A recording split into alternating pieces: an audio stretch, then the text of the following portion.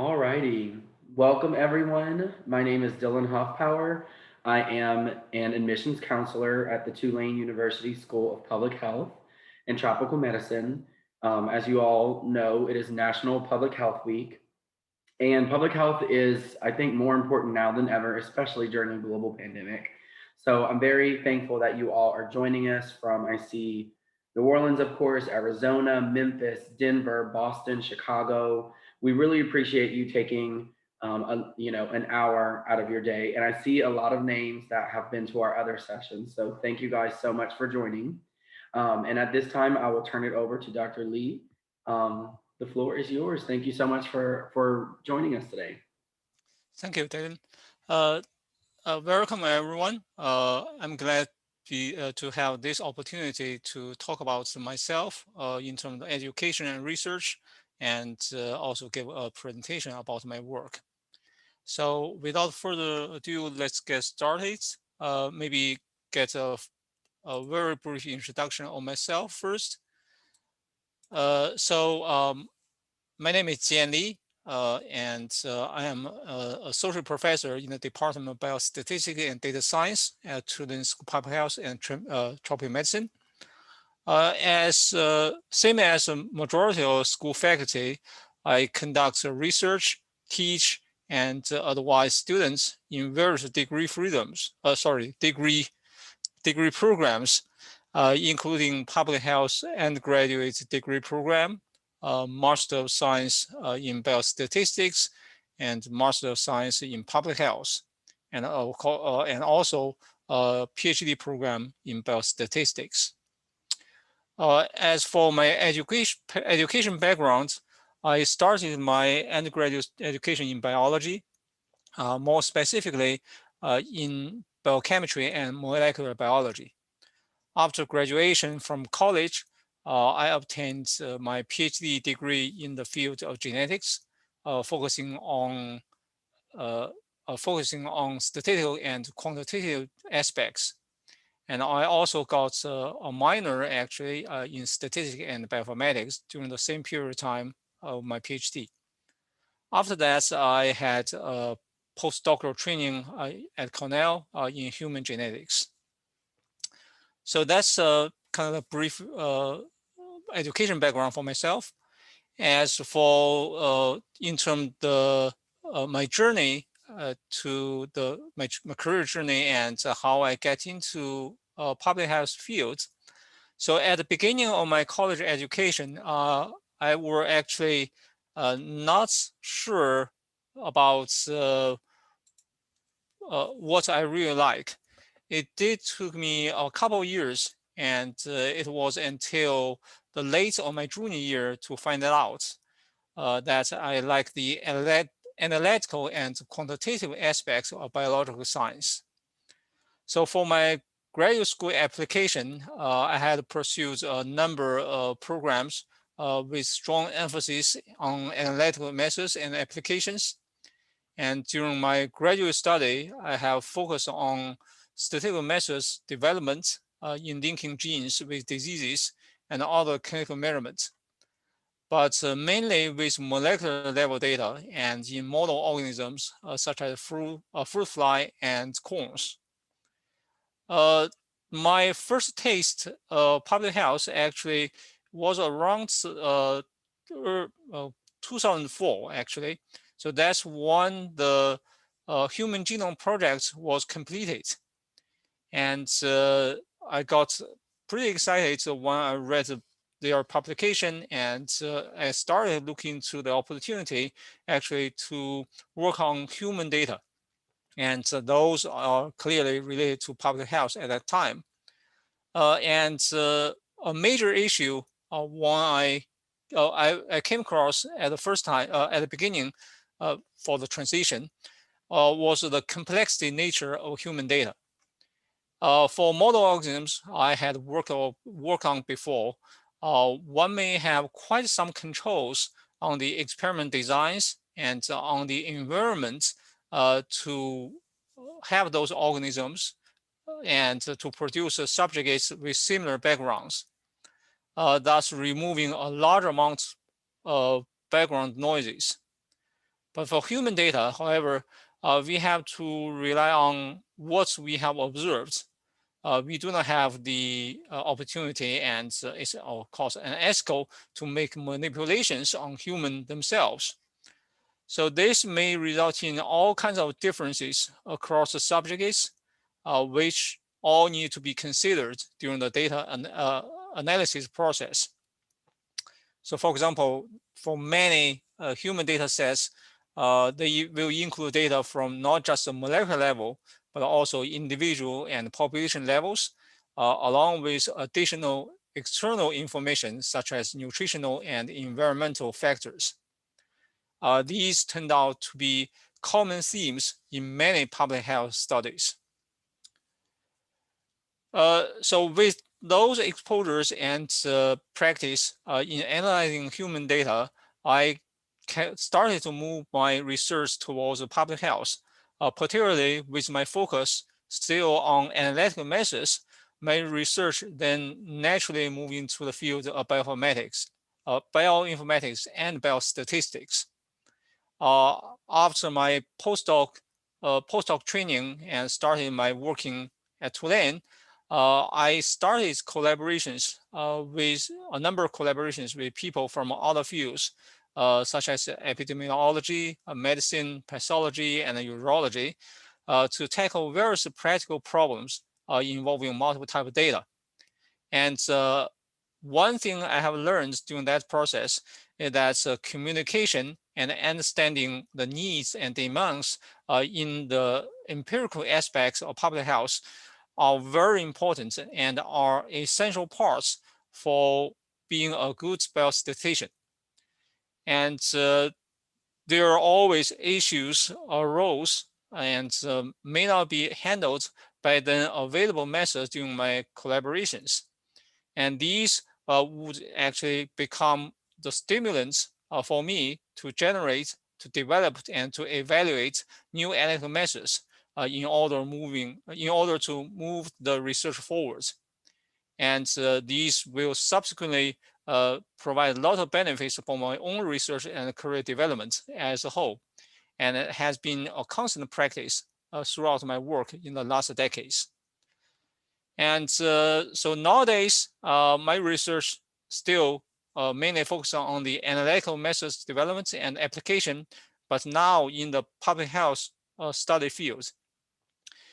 Some of the specific fields I'm working on right now includes integrative data analysis of human complex diseases, including diabetes and obesity, longitudinal and multivariate data analysis for HIV drug development using primates, and also more recently, modeling of infectious diseases. So I guess that's all I want to talk about for my own background. So I guess the format will be, I'm going to continue on this to provide a little more about my research. So do you have anything to chip in, Dylan?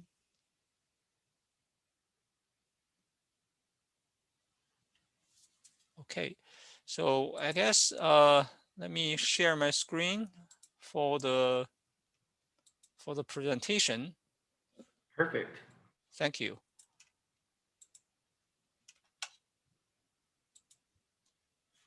Okay. So I think that should be the thing you should see. Okay, Yes. great. Looks great. Thank you.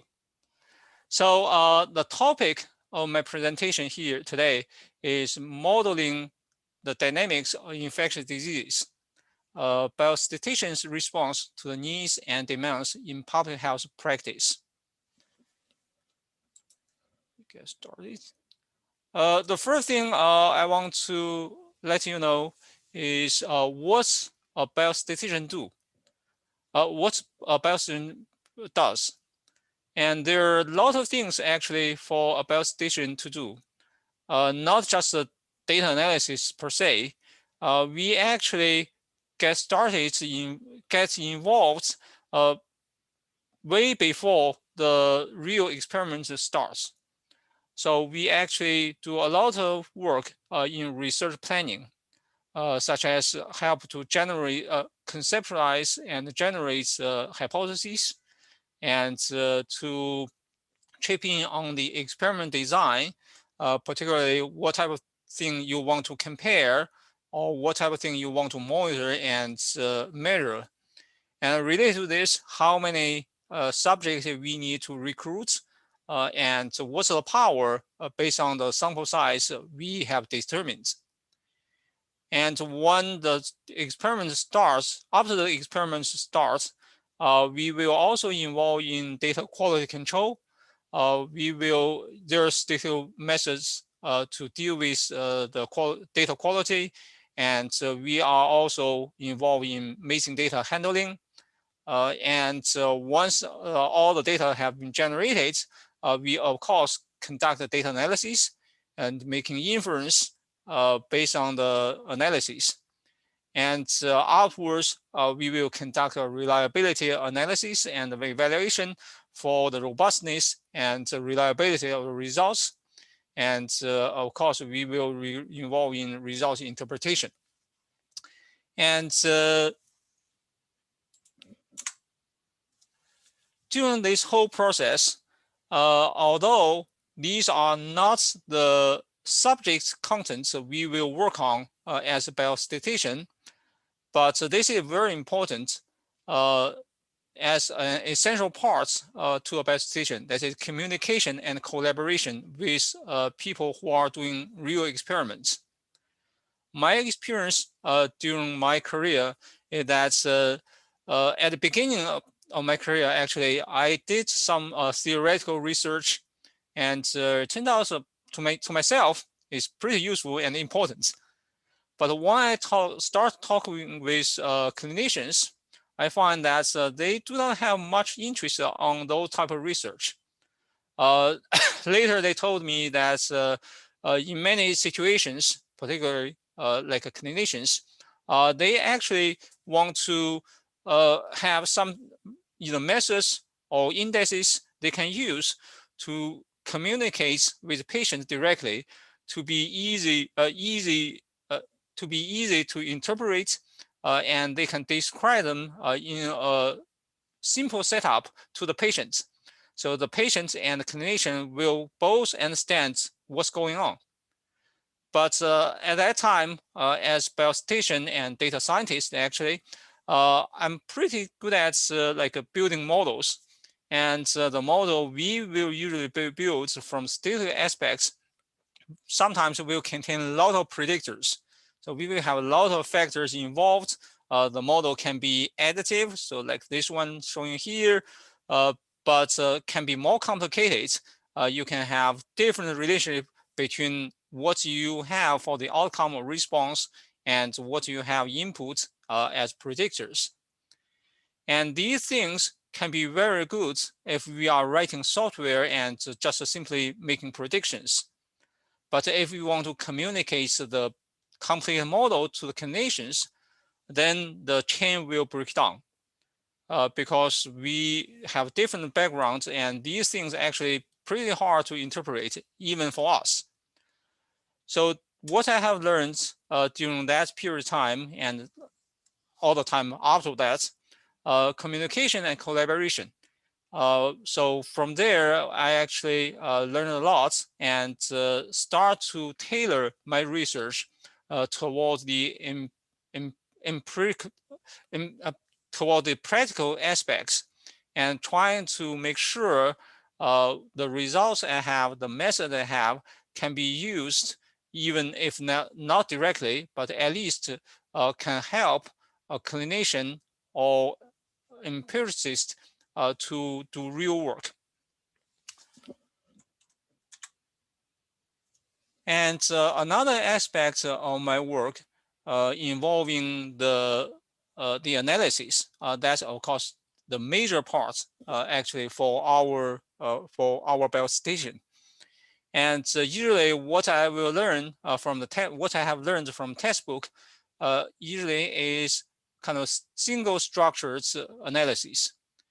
And so you may have just two groups. you may have measurements, 2 measurements for each group, pre-treatment, post-treatment, and so that's things you start with. And what you can do with these, you can try to figure out whether you have differences for the pre and post-treatment measures within a specific group, or you can compare the post-treatment measures across the 2 different groups. And these are usually what you will learn from textbooks to start with. However, the real world can be very complicated because there are so many different contributing factors and so many different situations. And also, there are also human factors, and that makes things more complicated. So here is an example I have from a project I have worked on. This is working on HIV study using primates. So we have different group of monkeys, and we have different type of treatments, and so we have multiple points. We put in different type of treatments, and also the treatment, the length of a treatments can be different too. So you can see here all these green arrows indicate some kind of events. This is combines antiviral treatments scheme, and also sampling here, and infection here, and then we make a different type of measurements for plasmode viral loads, and so on. And you see there are different time periods when you make these loads measurements. And of course, these are the different monkey groups. And the monkey group can be way over just 2. I have involved project involving like 6 different monkey groups. So all these things together make the analysis quite complicated. And each time when we have these type of complicated designs, we need to conceptualize. We will try to simplify and making some assumptions. And during that period of time, that's what I have to adapt to conceptualize, making assumptions. And in order to do that, I have to have good understanding about the experiments, not just from statistical point of view, but also from clinical and biological point of view. The good thing for me is that I have backgrounds in biology, although I have forgot a lot of them, but still that's actually provide a lot of help to me during that process of making assumptions and making simplification in order to apply available statistical methods to a complicated, realistic situation.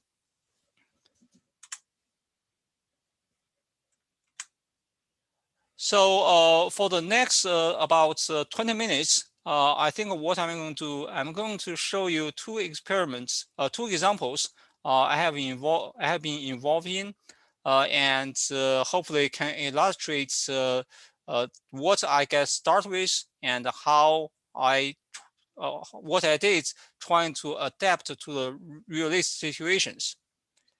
The first study I have been involved in here is a study for HIV treatment. Particularly is cannabis use in HIV treatment. A little bit backgrounds. Inflammation and immune dysregulation directly or indirectly lead to most of the morbidity and mortality in HIV infection. And it has been known that cannabis usage actually is quite frequent in HIV infected individuals for its appetite stimulation and anti-inflammatory effects. And a particular study I have been involved in is to identify the underlying molecular mechanisms associated with the anti-inflammatory effects. And the first question as a biostatistician I will ask is what to compare. Of course, based on the goal, we want to have two groups to start with. Those treated with cannabis, with not and the other group not treated with this particular drug. Well, actually material, and then we can make some measurements for the outcome, particularly the inflammation measurements, and then we do some comparison. So that's the simple starting point. However, well, related to this, there could be multiple questions the experiment, the proposal, the project trying to address. So first is there are a number of things like what are the measures for the inflammation, and what exactly used for the treatment group, or even what there could be multiple treatments actually. And we also want to look into the dosage effects during this process, not just one fixed amount, but instead we can try different amounts of material given to the treatment group. And it is also a longitudinal effects. So we have multiple measurements for the individual during a period of time. And we want to know what's the longitudinal effects or what's the time decay effects for the treatments, and how frequently you want to use for the treatment. So all these questions together make the design something like this.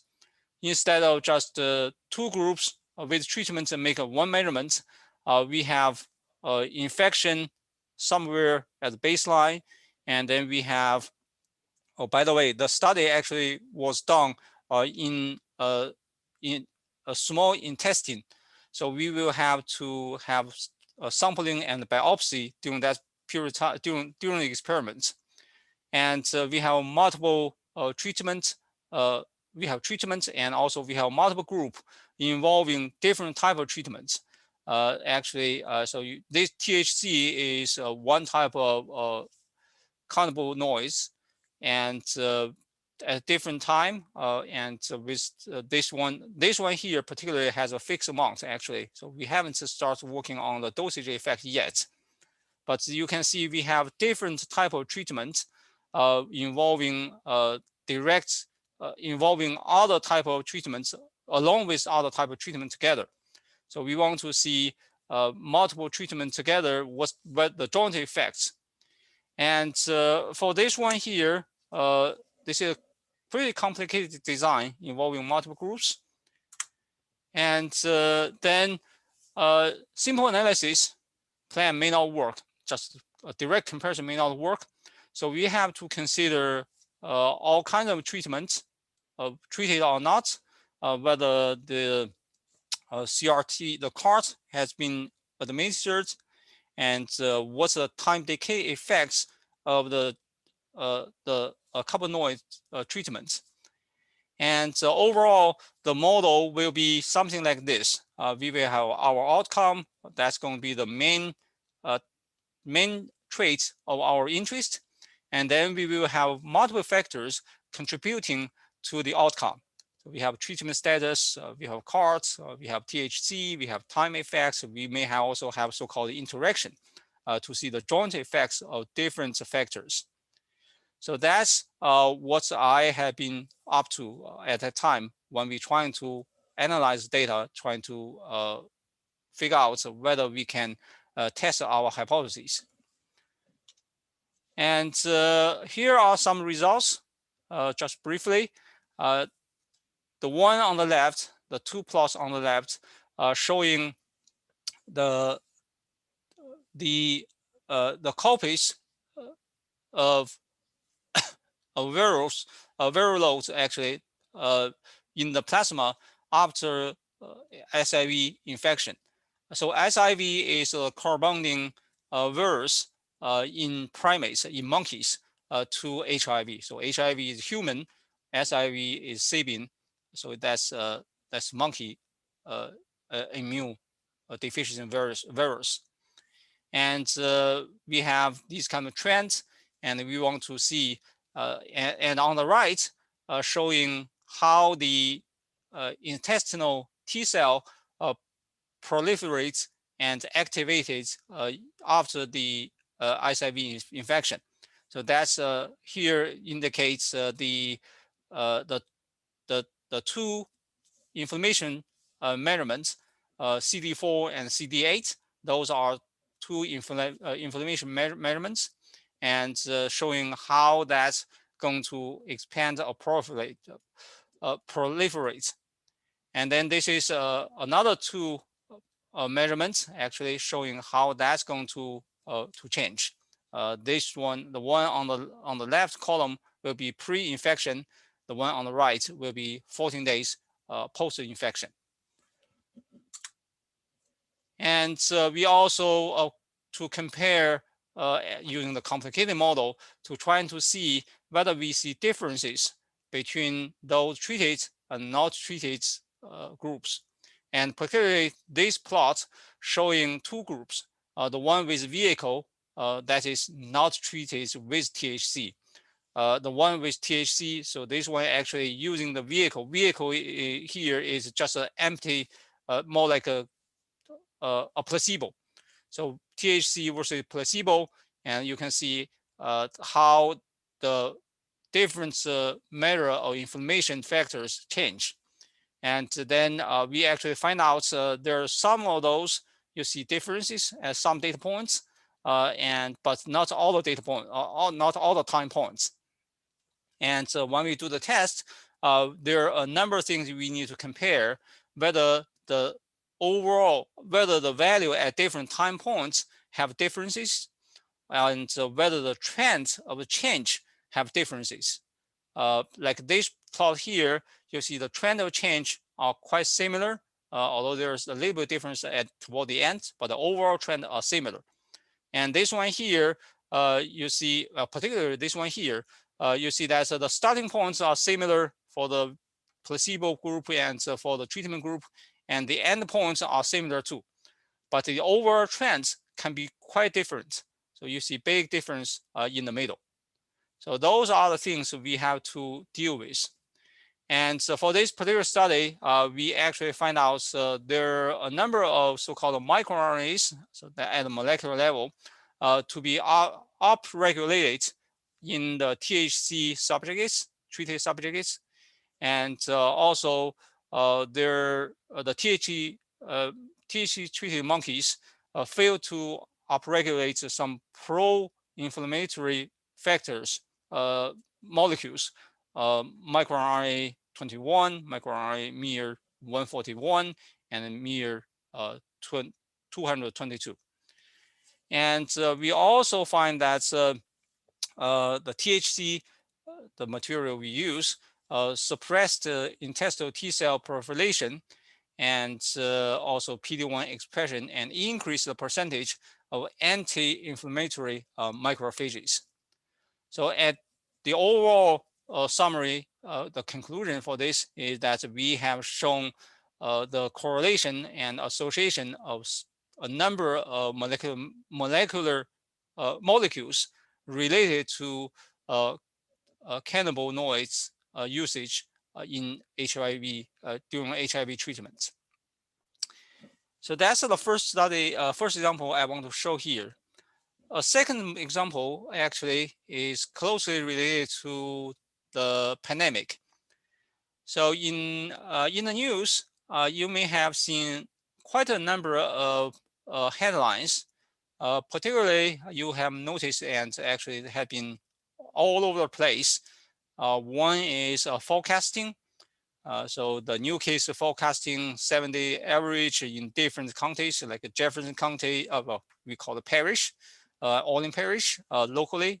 So Orleans Parish is where the parish or the parish where New Orleans is located. Jefferson Parish is a parish right beside Orleans Parish. And also in the New Orleans metropolitan area. And then we also have forecasting for the death outlook. You will see this in many news outlets. And another title closely related to what I'm doing right now is the so-called flattening the curve. That's have been shown again in many news outlets.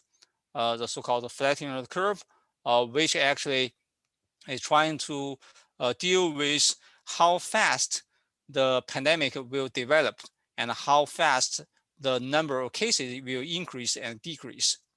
And if you look at these two things, the two areas, this one here is the situation without any protective measures, so without taking any actions. And the other one is the situation for the number of cases with protective measures. And the overall number of cases during these two processes actually will be the same in certain sense.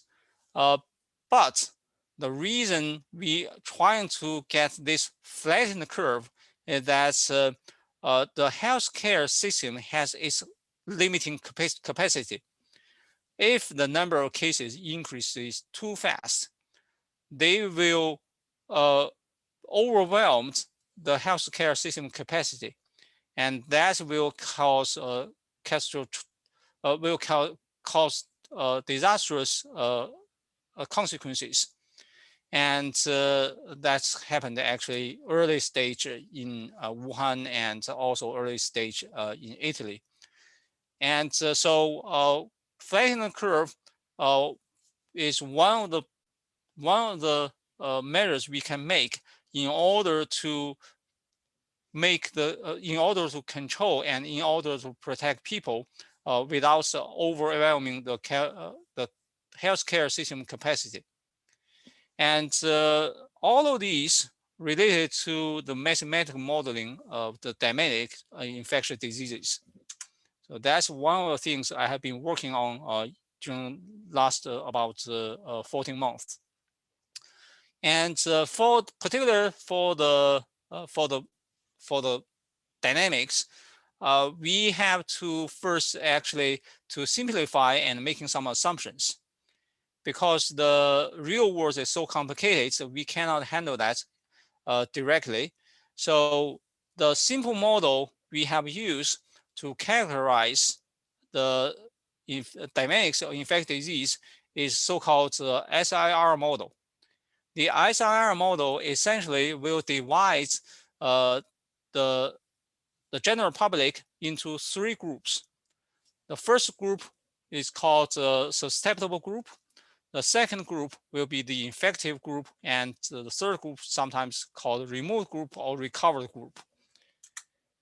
And these, in practice, are representing, in like a layman's words, the general public to start with, those who have not been infected, the healthy individuals, and then the infective group will be those who got infected and showing the symptom for the COVID-19, so the cases. And then the recovered group will be those who recovered from COVID-19, and all, unfortunately, those died due to the disease, due to the infection disease. And the dynamic, when we say dynamic, that means how the individual will move across these different groups. And the simple situation will be a person will move only one direction. That is moving from the general public health individual got infected and eventually got recovered or death. That's the single, the kind of one-way traffic. And then once we have the whole situation simplified to these three groups with this particular direction, we can actually use mathematical methods and mathematical equations to characterize the whole process. And that's actually give us a basic model for characterize or model the dynamics of infectious disease.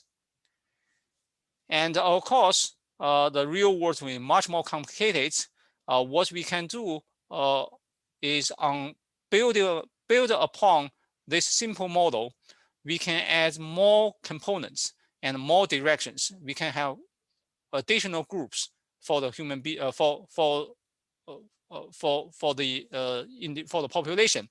So for example, here I have 4 groups representing different stage of the disease. And then the direction can also change or have additional directions or additional movement. This one is one-way traffic. This one here, we have an additional group called exposure and susceptibility. These are essentially, so the additional group here are those exposed to the disease, but may not showing any symptom yet. And then we have infective disease group. It can go to recovery, and if unfortunately those who recover can be reinfected, then some of these individuals actually will go back to the healthy group here and may move back to the infected group again. And so that's building upon the simple model. We can add more directions, we can more additional groups, and we can also actually have age group. So we can have different age group. We can have different infection rates due to ages or due to other clinical measurements, like whether have a specific disease or not. And once we have those models, we can characterize the whole dynamic using mathematical equations. And I promise this is the only formula I have here. Don't worry about what they are, but this is the mathematical representation of those equations, so-called partial differential equations. And based on these equations, we can actually derive and predict the number of cases or the number of individuals within each group or proportion of individuals within each group. So the example on the right, the plot here, basically represents the 4 group for the model I have here. And so this is a hypothetical example. It starts with 1,000 individuals in the whole population. And the blue one will be the healthy individuals. And then the pink one will be the recovered. And then we have exposed for the brown and this one for the infected, the yellow for the infected. And as you can see, along the day, when the time elapses, the number of individuals within each group will change. Intuitively, the number of healthy individuals will decrease, and the number of exposed and the numbers of subjects within the other 3 will increase.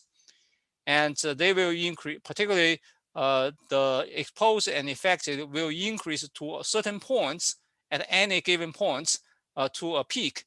Then after the highest point is going to goes down. That's when the pandemic or when the pandemic dies down, and the number of people who get recovered will increase during this process until everyone recovered at the end.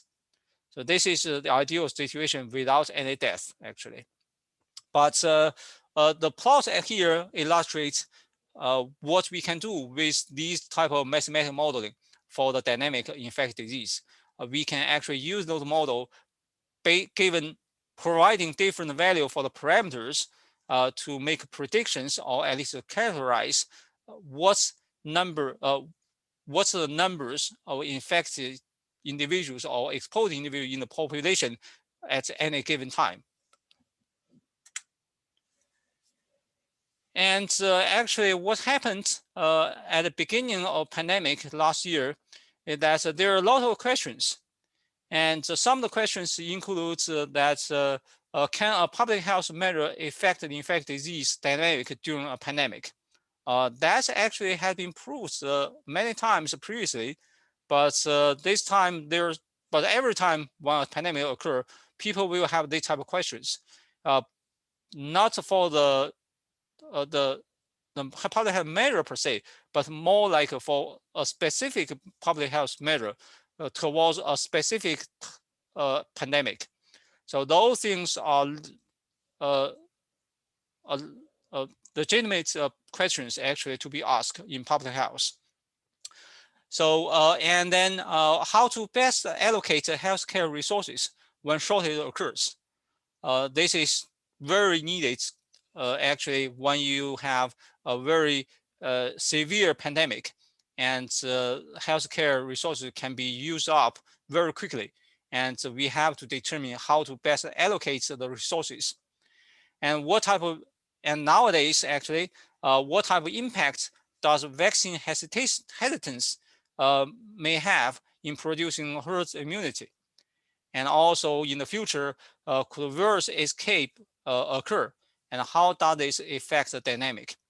So all these questions can be partially addressed by the dynamic, the modeling of dynamic infectious disease. And what I have done with my colleague, which had been published last year, is we are trying to look into the effects of public health measures. And this is the time was in the early period of the pandemic. And the question we have been asking is, will wearing facial coverage and social distancing matter? And these type of question, again, depending on the backgrounds, could be a real legitimate question, because different pandemic, different infections may have different features. And a particular public health working for one infectious disease may not be working for the other.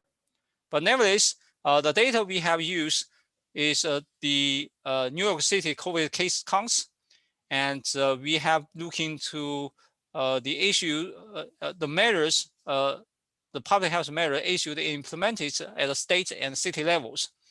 And what we have done is we trying to compare the real case number versus the hypothetical case number if no intervention had occurred. This one here illustrates the timeline and the case numbers for New York City. The first case discovered March 2nd, 2020, and the case number will increase. This is cumulative case numbers. And on March 16th, shelter in home order has been given, and then on April 3rd, the mask has been recommended. And this is the number of cases by simulation with and without intervention. And you can see if there's no intervention, the number of infected people in New York City and certain assumptions will increase quite dramatically, actually. It's going to reach basically the whole population by around April 20th. And the real observed number, however, will not be up to these values. It's way below this. And so, of course, there are a lot of factors involved. But as you can see, given the social distancing has been implemented, by if only the social distancing had been implemented, by April 20th or May, we have about by May 1st, we will have about a million infected people. However, we also have implementation of both social distancing and close face covering. The real number actually, well, the expected number will be about a little bit over 100,000, and the expected number about 200,000 by May 1st. And this is putting everything together here. We can see that the black letter O represents the observed values, and then the red color P letter represents the predicted values based on our model. And we also consider different level of reduction of infection during this period of time. If the effectiveness of infection is about 30%, 40%, 50%, and 60%. As we can see, the trajectory actually fall around 50% for the reduction rate due to masking and social distancing. And this is just another way to look at that instead of this one, the cumulative numbers. This one is a log scale to show the good overlapping, actually, particular in the middle chunk of these curves, good overlapping between the observed value and the predicted values. And during that period of time, we also made some estimation for the so-called R0, which is the reproduction number to illustrate how fast an infectious disease can spread. And we can see that the overall estimate is around 4 to 8 at the beginning, and it goes down a little bit after 2 weeks. So after 2 weeks, you can see it's around 2, and then it goes down dramatically towards 1. And a pandemic will not end until this reproductive number is lower than 1. And only when this number is lower than 1, you will see the pandemic die down.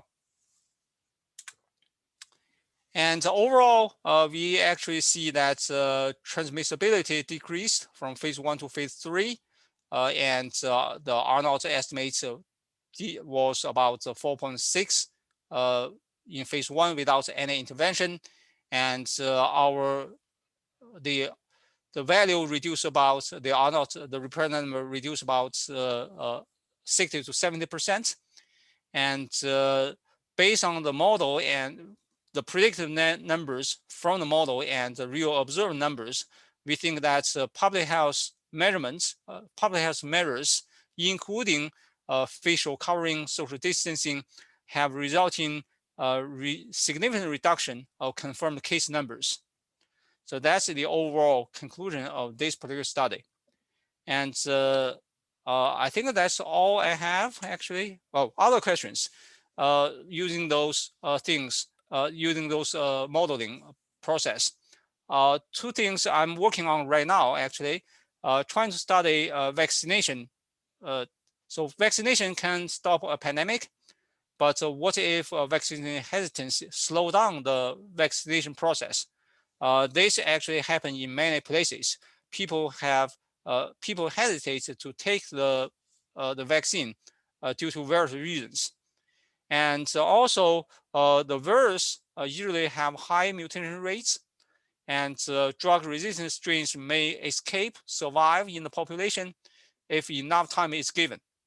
And so I also look into the chance of virus escape given the current vaccination process and the viral mutation rate.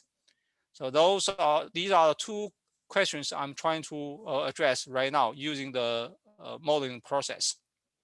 And as you can see, as a biostatistician, during a pandemic, during a public health crisis, we trying to adapt our knowledge and trying to apply our knowledge to various questions.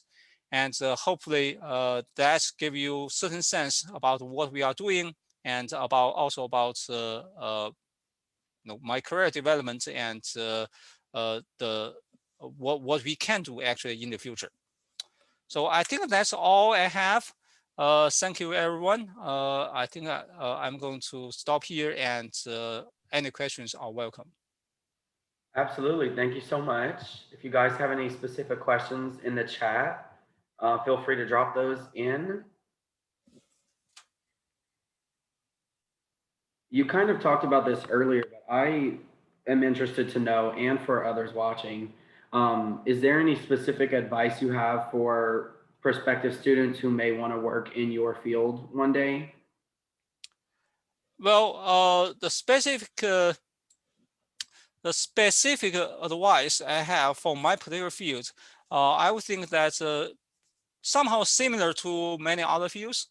To be a good biostatistician, you have to be open-minded. You have to be able to communicate and willing to communicate, and you have to involved in teamwork. And another thing I think it will be very important actually to keep cool in the process. What I mean here is that you have to be very objective during this process. You cannot have a preset agenda before you start your data analysis. You will have to use what you have observed and to honestly interpret your results. You cannot do cherry picking process. So that, I think that's very important. The reason I say this is that we are human beings, and there are a lot of situations you get pressured or you have self-motivation to get something done. But those kind of temptation is bad for being a good biostatistician.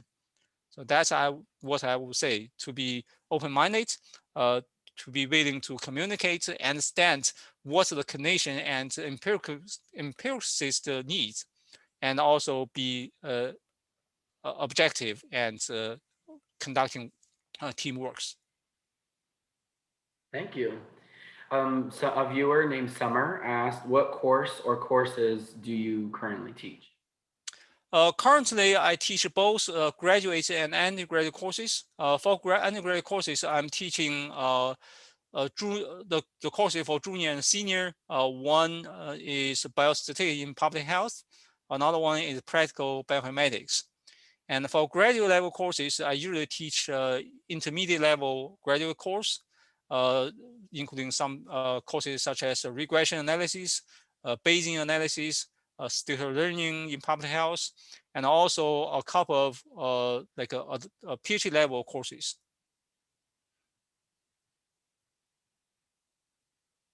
Thank you.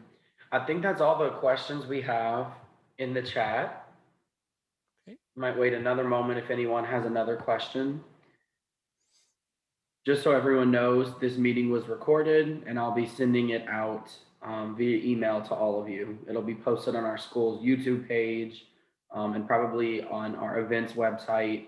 So you'll get the recording if you want to rewatch it or if you want to share it with others. But thank you all so much for attending, and thank you for your presentation today. We in the admissions office really appreciate it. My pleasure. And you guys can visit our website if you want to see what sessions we have tomorrow and Friday. So thank you all so much for visiting, and I hope to see you guys soon. Thank you. Thank you. Thank you.